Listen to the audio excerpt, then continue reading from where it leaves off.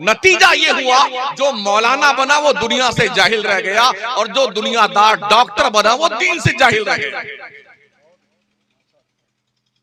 और ये भी हमने देखा जो मौलाना बन जाता है वो समझता है इतने डॉक्टर, मास्टर, लॉयर, इंजीनियर ये सब जाहिल है। और जो डॉक्टर, इंजीनियर, लॉयर, मास्टर बनता है वो क्या कहता है जितने मौलाना है सब जाहिल है। और सच्चाई ये है कि दोनों जाहिल है। रेस्पेक्ट दीजिए, रेस्पेक्ट लीजिए। तन्हा मौलवी दीन का काम करके दीन की कश्ती को साहिल मकसूद से हमकिनार नहीं कर सकता है।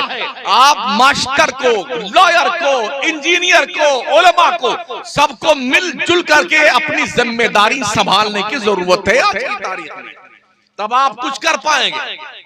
जिम्मेदारियां बांटिए ना, क्या दिक्कत आती है? अगर आप इंजीनियर हैं तो सोचिए कि आपने बहैसियत इंजीनियर अपनी कौम के लिए क्या काम किया है। अगर आप डॉक्टर हैं तो सोचें बहैसियत डॉक्टर आपने अपनी कौम के लिए क्या काम किया है।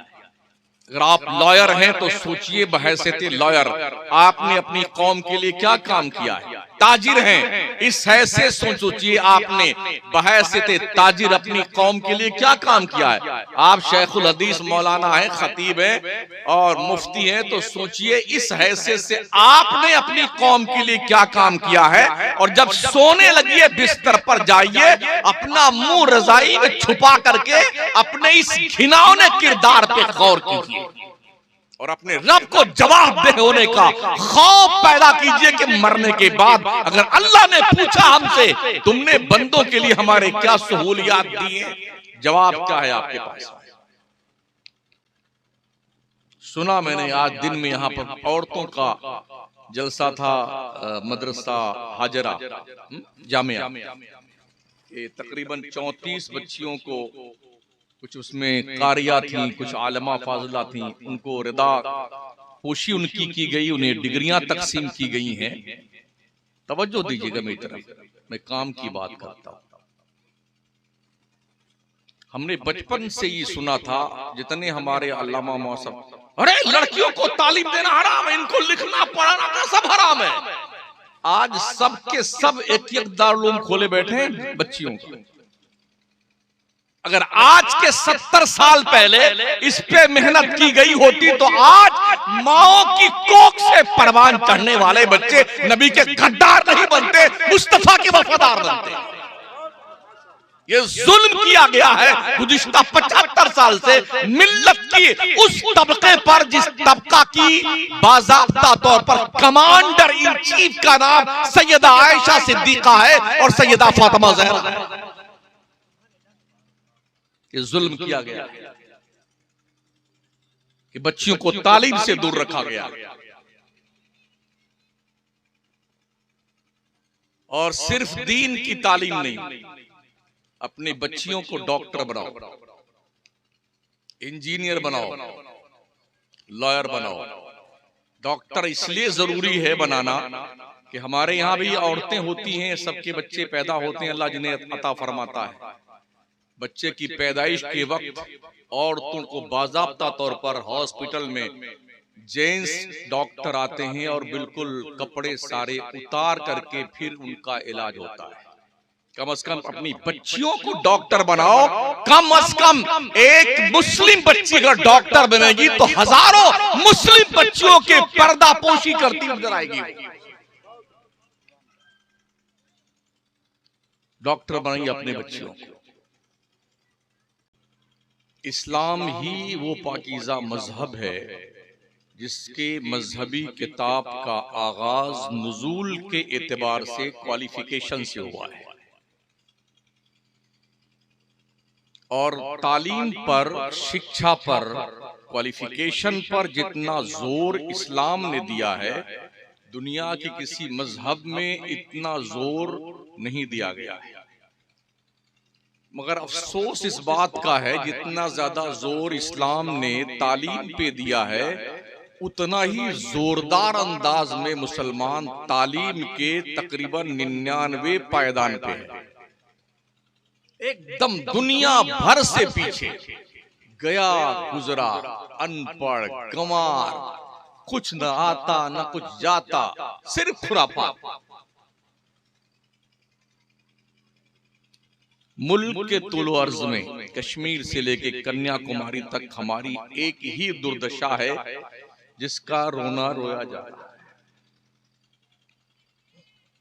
ऐसा नहीं कि हमारे मदरसे नहीं, बहुत मदरसे, मगर ऐसे गुत्थम गुत्था हैं लोग कि अल्लाह रहम फरमाए।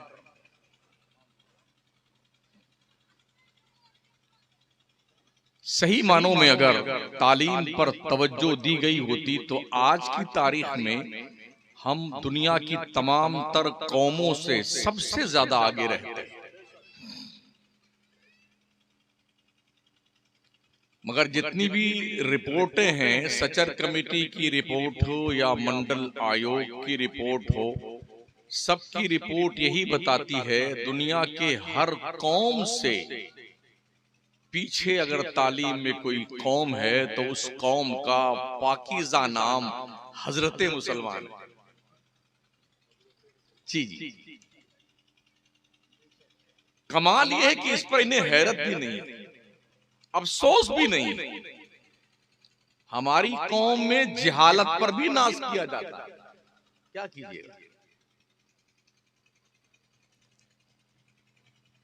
खाने में इतने मस्त हैं, मैं समझता हूं पूरे मुल्क के होटल मुसलमानों ही के शिकम परवरी पे चलते।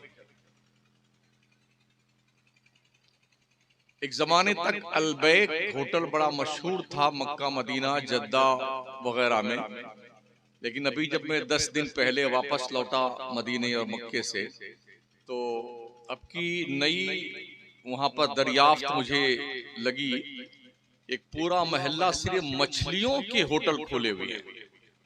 कम से कम 1.5 घंटा इंतजार में आप खड़े रहेंगे तब आपका बैठने का नंबर आएगा। मर्द, औरत, बच्चे, बूढ़े सब सिर्फ खाने में मस्त हैं, सिर्फ खाने में। अलबैक की तरफ कोई नहीं जा रहा, आप सिर्फ मछली पे मुसलमान टूटा हुआ है। ये इस बार की रिपोर्ट है। दिल्ली में चले जाएं तो जामा मस्जिद के चारों तरफ सिर्फ होटल ही होटल, टिक्का, बोटी, mutton, korma, chicken chilli, chicken fry, crispy और फ्रिस्पी। ओहो साहब, दे चमचा लिया, कढ़ाई में आइए आइए आइए। जो किताबों की दुकानें थी, बेचकर लोगों ने किताब की दुकानों को वहां पर खाने के होटल खोल लिए, इसलिए कि जब कौम पढ़ती नहीं है तो किताब किसको बेचा जाए। ये अलविदा। गोरखपुर का उर्दू बाजार भी गायब हो गया। कभी बड़ी बड़ी लाइब्रेरियां होती थी जहां मुसलमान जाकर के पढ़ते थे, रिसर्च करते थे, तहकीक करते थे। आज उन लाइब्रेरियों में बैठकर सिर्फ आंसू बहाने वाले वो लोग रहते हैं जो सिर्फ ड्यूटी पे हैं कि कोई आए और हमें पढ़ ले, हमारी किताबों को पढ़ने के लिए नाम लिखवा के जाए। और फिर आप ये सोचते हैं कि आपको बड़ी तरक्की मिलेगी, दुनिया कदर की नजर से देखेगी।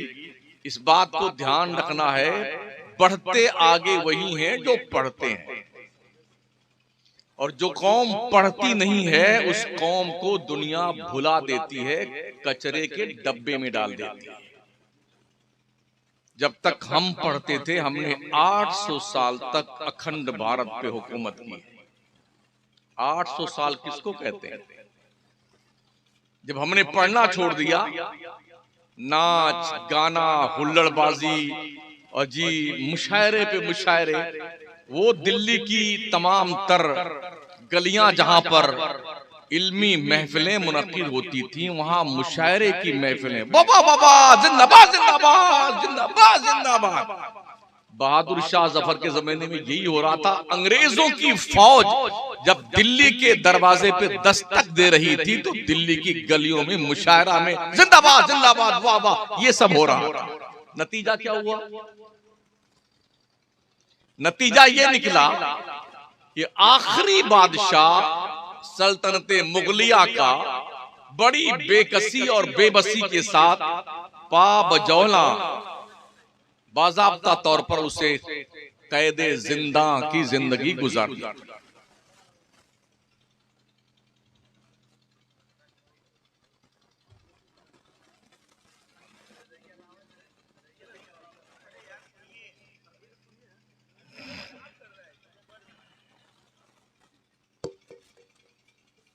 बैठ जाए बैठ जाए माशाल्लाह बैठ जाए। अल्लाह के पैगंबर सल्लल्लाहु तआला अलैहि वसल्लम जिस दौर में तशरीफ लाए थे, गुमराही का दौर था, शिर्क और बुत परस्ती का दौरा था। एक नहीं 360 और 420 बुत पूजे जाते थे मक्के में। काबा के अंदर भी तशरीफ रखते थे लोग, छोटे मोटे मझले मुटके छुटके सब बैठे हुए। इस्लाम के पैगंबर ने अल्लाह के जिक्र फिक्र में नबूवत के ऐलान से पहले गारे हिरा का सिलेक्शन किया और वहीं पर ध्यान ज्ञान में अपना वक्त गुजारते थे। तो अल्लाह करीम ने सबसे पहला मैसेज जिब्रील के जरिए से, वो भी ईसा पैगंबर के आसमान पे उठाए जाने के 571 साल बाद जब अल्लाह बंदों से मुखातब हुआ, तो सबसे पहला मैसेज अल्लाह का जो आया था वो क्वालिफिकेशन था, पढ़ने का था।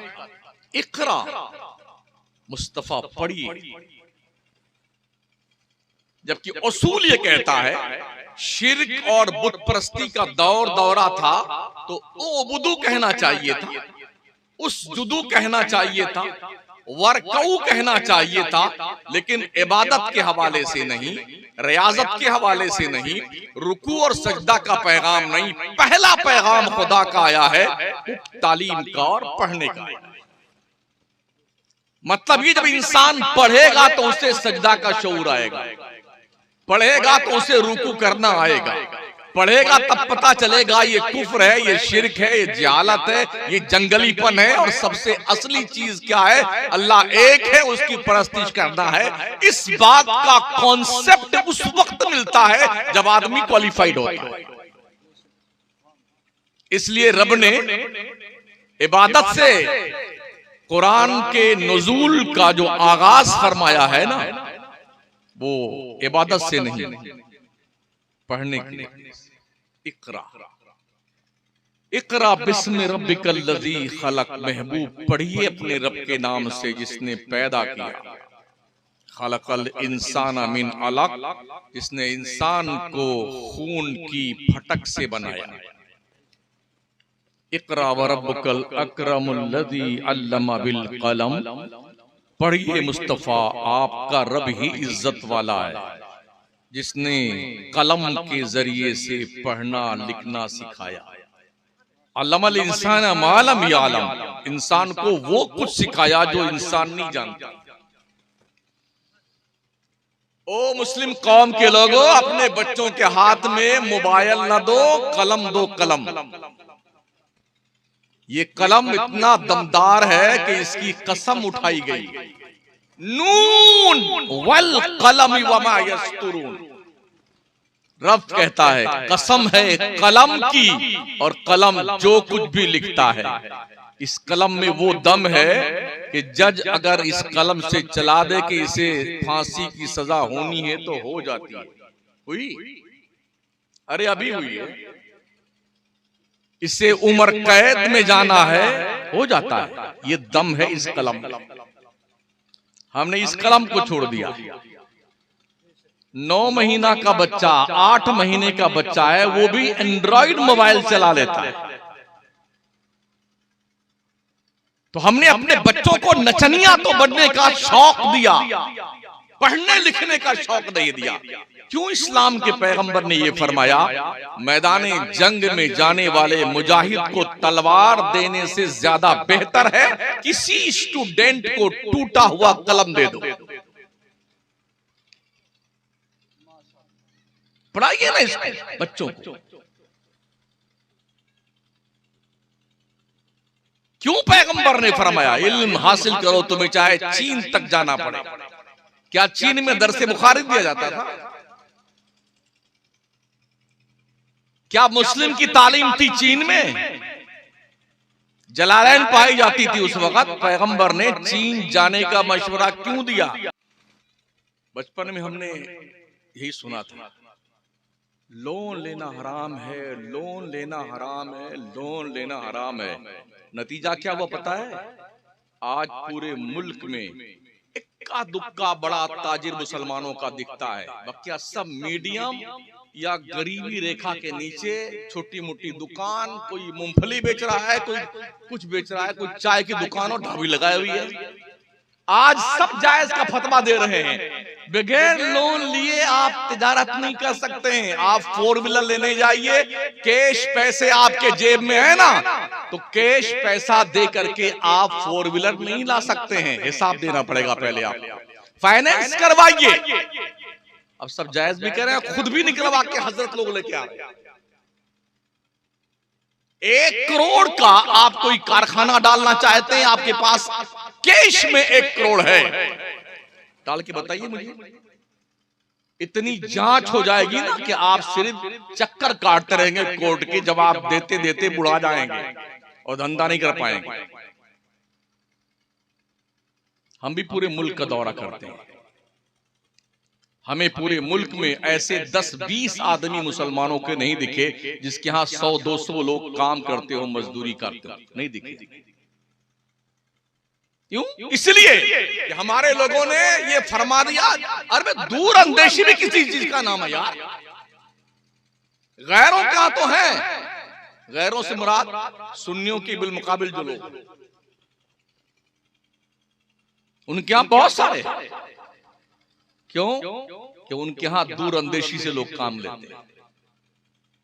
हमारे यहां तो बस जी, हमारे मन में आया तो जो फतवा लिखना था हमने लिख दिया, इनके मन में आया जो फतवा लिखना इन्होंने लिख दिया, बस हुल्लड़बाजी करके तूफान बदतमीजी मचाए हुए हैं लोग। कौम में इंतशार पैदा हो चुका है। इस फितने को खत्म करने की जिम्मेदारी हमारे उलमा की भी है, हमारे अइम्मा की भी है, खुतबा की भी है, पीरों की भी है, और आम मुसलमान की है। अपने मसाइल गांव के खुराफात को बैठ के हल कर लिया करो, इसे फितने मत बनाओ, इसे कौम को लड़ाओ मत बीच में, आपस में झगड़े खत्म करो, वरना इन मदरसों का फायदा क्या है? साथियों, दोस्तों, बुजुर्गों, तो पूरे मुल्की पैमाने पर ये लोन का मामला ये भी अपनी जगह एक सोचने का विषय है। बड़े बड़े शहरों में इक्का दुक्का कोई अस्पताल हमें देखने को मिल जाता है मुसलमानों का, लेकिन मैं कई बार बोल चुका हूं, अगर आपने अपने खुद के हॉस्पिटल नहीं बनाए तो एक दौर बहुत करीब आने वाला है, दुनिया के अस्पतालों में आपका इलाज पैसा दे करके भी लोग नहीं करेंगे, ना कोई वकील आपका केस लड़ेगा, ना कोई इंजीनियर आपके मकान और दुकान का नक्शा बनाएगा, इसलिए कि आप मुसलमान हैं। इससे पहले कि ये दिन आए, अपने अफराद पैदा कर लो। मारहरा के सादात का ये सेंटेंस याद रखो, आधी रोटी खाओ, बच्चों को पढ़ाओ। अगर महीने में 30 दिन बकरा मुर्गा ठूंस ठूंस के खा रहे हो ना, महीने में 1 दिन गोश्त खाओ, 29 दिन का पैसा बचा करके किसी बच्चे के तालीम पे खर्च करो। गांव का सर्वे करो, महल्ले का सर्वे करो। अगर कोई बच्चा गुर्बत की बुनियाद पर स्कूल मदरसा नहीं जा रहा है ना, अपने मरे हुए बाप के इसाले सवाब के लिए 2 साल की फीस भर दो और पकड़ के लाओ मदरसा में दाखिल कर। मौलाना पढ़ाइए इसे बच्चे को, फीस हम देंगे, ड्रेस दिलवा दो। लेकिन क्या करोगे? अब्बा मर जाए तो तीजा, 10वां, 20वां, 40वां बरसी 15-15 देग मुर्गा मुसल्लम पूरा खानदान तोंद फुला फुला के खाता है। गलत कह रहा हूं? बोले बहुत बड़ा सवाब मिलता अब्बा को। किसको खिलाने से? मुस्टंडो खिलाने से? जिसकी तोंद पहले से भरी हुई उसी को खिलाओगे, सवाब मिलेगा। इमाम अहले सुन्नत का फतवा उठाइए, आला हज़रत तामुल मय्यित युमीतुल क़ल्ब, मुर्दों का खाना दिल को मुर्दा करता है। लेकिन मालदारों को खिलाते हैं लोग, सेठों को बुलाएंगे, हमारे अब्बा मर गए, 40वां की दावत आप किया, आइए का खाना खाने के लिए। मतलब आप इंतजार में थे कि अब्बा मरे तो दावत करें।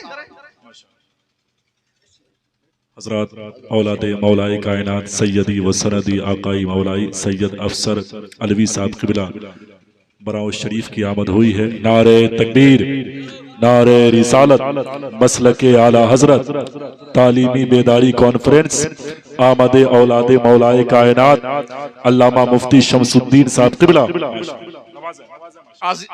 साथियों, बुजुर्गों, दोस्तों, कोशिश करो, सिर्फ खाना खिलाना ही फजीलत की बात नहीं है।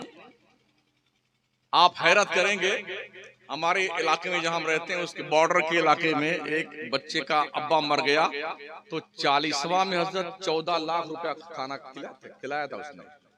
14 लाख रुपए का खाना खिलाया था पूरे खानदान। और यहां तक हालात हैं कि चाहे सूद पे ब्याज पे पैसा लाओ, लेकिन हमारे अब्बा की फातिहा में खाया है, तुम्हारे अब्बा की फातिहा में हम खाएंगे। अरे अल्लाह तेरे पेट को अंगार से भर दे, यही खाना बचा तेरे खाने के लिए। तुम तुम्हारे घर पे खाना नहीं खाते हो।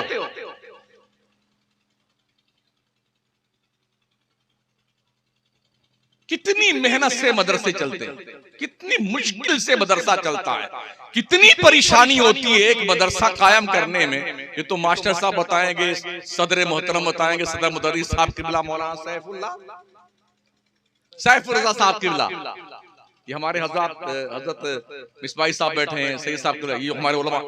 मदरसा कैसे चलता है हम भी देखते हैं यार, बड़े बड़े शहरों में लोग रमजान भर दिन में रोजा रख करके आज इस सेंट के यहाँ 10 मरतबा जाएंगे तब वो 100 रुपए रसीद कटवाता है। 10 मरतबा बुलाएगा। मदनपुरा में आप है ना, तो 27 तारीख रमजान की आएगी, हम तो सिर्फ 27 को बांटते हैं। अब 10 सेंट अगर 27 को सठिया जाए तो मदनपुरा से कितने लोगों के पास जाएगा एक मुसाफिर चंदा करने वाला। जितना वो चंदे की रसीद कटवाता है उसके यहाँ 2 बार जाने में उतना किराया खर्च होता था मुसाफिर का। तो ये हालत हमारी है आज के मुल्की पैमाने पर। ये 3 बातें तो मैंने की, चौथी और सुन लीजिए। हमने बचपन यही सुना था, अरे अपने लड़कों को पुलिस में भर्ती मत करवाना, फौज में भर्ती मत कराना, इनका पैसा हराम है, इनका ये मरते हैं तो इनके जिस्म में कीड़े पड़ जाते हैं। किसके नहीं पड़ते भाई? वो जो अल्लाह के नेक बंदे हैं ना, हुफ्फाज हैं, उल्मा हैं और शोदा हैं, जो अल्लाह के मकबूल बंदे हैं, उनके जिस्म सलामत रहते हैं, अल्लाह ने वादा किया है उनके। लेकिन बकिया तो सब ये मिट्टी ही है ना। बोले इसलिए पुलिस में भर्ती मत करना, इनकी कमाई नौकरी की हराम है इनकी। आज पता चला कि हम कितने बड़े बेवकूफ थे जब हमने पूरे मुल्की पैमाने पर जुल्म तशद्दुद का जो आज नंगा नाच हम देख रहे हैं ना, अब महसूस करते हैं काश हमारे लोग भी होते तो शायद ना जुल्म हमारी कौम पे नहीं होता। अफसोस होता है ये सोच क्या हमारे लोग कितने लिमिटेड सोच के मालिक, इतनी महदूद जानकारी लोगों के पास है, या किस बुनियाद पर उन्होंने ये जुल्म किया कौम को। काश दिल जोड़े जाए, लोगों को एक किया जाए, टॉर्चर करने के लिए नहीं, समझाने के लिए, मोहब्बत से, उखुवत से, इंसानियत से, शराफत से। जिसको अपना बनाना चाहते उस पर एहसान करना पड़ता है। ये हमारे नबी ने फरमाया, जिसको अपना बनाना चाहते हो पहले उस पर एहसान करो। एहसान कर दोगे तब फिर जो कहोगे सामने वाला उस बात को मान लेगा। अब एहसान करने की बजाय लेट तेरे की घेरतरी की शुरू कर दे तो हमारी बात मानेगा? कभी नहीं मानेगा। हमारे इसी ले तेरे की धे तेरी को लेकर के जाने कितने सुन्नी गैरों के डगर पे चल निकले। धंधा बिजनेस तो हर आदमी के साथ करना पड़ता है आपको, हिंदू हो, मुस्लिम हो, सिख हो, ईसाई हो। अगर आप सिर्फ हम सुन्नी से ही बिजनेस करेंगे तो आप अपंग बन जाएंगे, लूले लंगड़े अपाहिज। हम प्रधान तो बनेंगे, प्रधानी का इलेक्शन लड़ेंगे, हमें सिर्फ सुन्नी का वोट चाहिए, जीत पाएंगे? मुसल्ले पे देखिए सुन्नी है कि नहीं,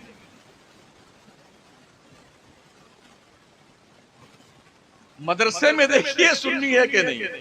अगर इन सारी जगहों पे ये छानबीन करने लग गए ना तो आपको दुनिया शजरे ममनुआ बना देगी और कोई करीब नहीं आएगा। क्या वजह थी? मुस्तफा ने जुल्फे खोली थी मक्की और मदीने में, हबशा का बिलाल क्यों चल के आया? रूम का सुहैब क्यों जुल्फे मुअम्बरी का दीवाना बना? फारस का सलमान बिकता बिकाता मदीने में क्यों आया? ज़ैद बिन हारसा बिकते हुए सईदा खदीजा के पास कैसे पहुंचे थे? तुफैल बिन अमर दौसी कैसे मुस्तफा के जुल्फों के असीर बने थे? खोले हैं गैसू यार ने खुशबू कहां तक है? कहां खोले हैं गैसू यार ने खुशबू कहां तक है? मेरी दुनिया यहां तक है, मेरी दुनिया वहां तक है। ऐ काश हमें फिर से अपने मुस्तफा की तालीमात का जायजा लेने की जरूरत है, और जब तक हम उस तरफ पलटेंगे नहीं तब तक हम दुनिया को कमांड नहीं कर सकते। सीखिए, पढ़िए, इंग्लिश हो, अरबी हो, हिंदी हो, फारसी हो, ज्योग्राफिया हो, भूगोल हो, इतिहास हो, मैथ हो, कुछ भी हो ना, ये सब हमारे अब्बा आदम की विरासत है। वअल्लम आदम अल अस्मा कुल्लहा सुम्मा अरदहुम अलल मलाइका फक़ाल अंबिऊनी बि अस्मा हाउला इन कुंतुम सादिकीन। बाप की विरासत है, वो आदम के बेटो, इल्म जहां भी मिलता है उसे कलेक्ट कर लो, हासिल करो। ये आपके अब्बा की विरासत है। अच्छा, अगर आपको पता चल जाए इसका जंगल नाम है, क्या नाम है? जंगलून। अगर पता चल जाए कि आपके अब्बा की जमीन वो उस तरफ इस गाटा नंबर में आती है तो सीधे तहसील पहुंचेंगे। लेखपाल साथ रहा, देखिए हमारे परदादा की जमीन यहाँ निकलती है, हम चाहिए हमारे अब्बा उनके बेटे थे और हम अपने अब्बा के बेटे हैं। कितना मुकदमा लड़ेंगे? आप मुझे बताओ, सारा इल्म दुनिया का हमारे अब्बा आदम की विरासत है, क्यों नहीं लड़ते हो इस इल्म के लिए? क्यों नहीं कोशिश करते हो? कोशिश, दौड़ लगाओ।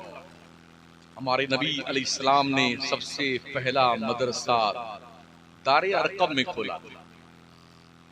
उस मदरसे के मुहतमिम का नाम हजरत अबू बकर सिद्दीक थी और सबसे पहले मुदर्रिस का नाम हजरत मोहम्मदुर रसूलुल्लाह सल्लल्लाहु अलैहि वसल्लम था। छुप छुप के लोग पढ़ते हैं। आज तो छुपने की जरूरत नहीं है ना। सोचिए, और जब मदीने में तशरीफ लाए ना और मेरे करीम आका ने अंसार और मुहाजिरीन दोनों के बीच भी अक़्द मवाख़ात कायम फरमाया तो ड्यूटी लगाई। हजरत उमर जिसके भाई बनाए गए, उन्होंने क्या कहा अपने भाई से, आज आप जाओगे हुजूर की बारगाह में पढ़ने के लिए, मैं बाजार जाता हूँ धंधा करने के लिए, मैं जो कमा के लाऊंगा आधा तुम्हें दूंगा और तुम जो सीख के आना मुझे सिखा देना। फिर हजरत उमर दूसरे दिन हुजूर की बारगाह में पढ़ने आते और दूसरे उनके भाई बाजार में धंधा करने जाते। फिर इस तरह आदान प्रदान होता। हजरत उमर जो सीखते उनको सिखाते, वो जो धंधा करके पैसा कमाते आधा खुद के लिए और आधा हजरत उमर को दे देते थे। ये ललक थी तालीम हासिल करने। लोग कहते हैं यार जब नौकरी ही नहीं मिलती है तो कौन जाए पढ़ने के लिए। तालीम क़ाल नबी सल्लल्लाहु तआला अलैहि वसल्लम उतलबुल इल्म वलौ बिस्सीन। सदक़ल्लाहुल अज़ीम व सदक़ रसूलुहुन नबियुल अमीनुल करीम व नहनु अला ज़ालिक लमिनश शाहिदीन वश्शाकिरीन वल्हम्दुलिल्लाहि रब्बिल आलमीन। मेंबर नूर पे रौनक अफरोज जमात अहले सुन्नत के बावक़ार उलमाए किराम, मद्दाहान मुस्तफ़ा, शोराए ज़वील एहतराम, इमाम मसाजिद अहले सुन्नत, नक़ीब इजलास, सदर इजलास, हाज़रीन बज़्म, इस्लाम की इफ़्फ़त, माँ, पर्दा नशीन माओ, बहनों और बच्चियों,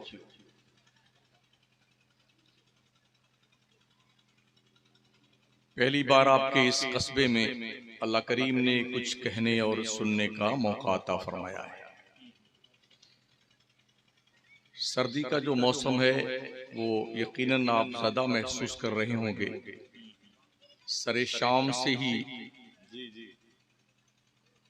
ये शामियाने रहमत टपक रहा है और आप सभी हजरात जलवा फरमा है। मुझसे पेशतर आपने एक पाकीज़ा खिताब भी समाअत किया, नातें भी सुनी और जनाब छपरा से तशरीफ लाए हुए मोहतरम शायर का कलाम सुन लिया और मेरे बाद आपको बरादर मुकर्रम हजरत सोहराब कादरी का पाकीज़ा अंदाज, मुख्तलिफ और नादिर लबो लहजा आपको सुनना है।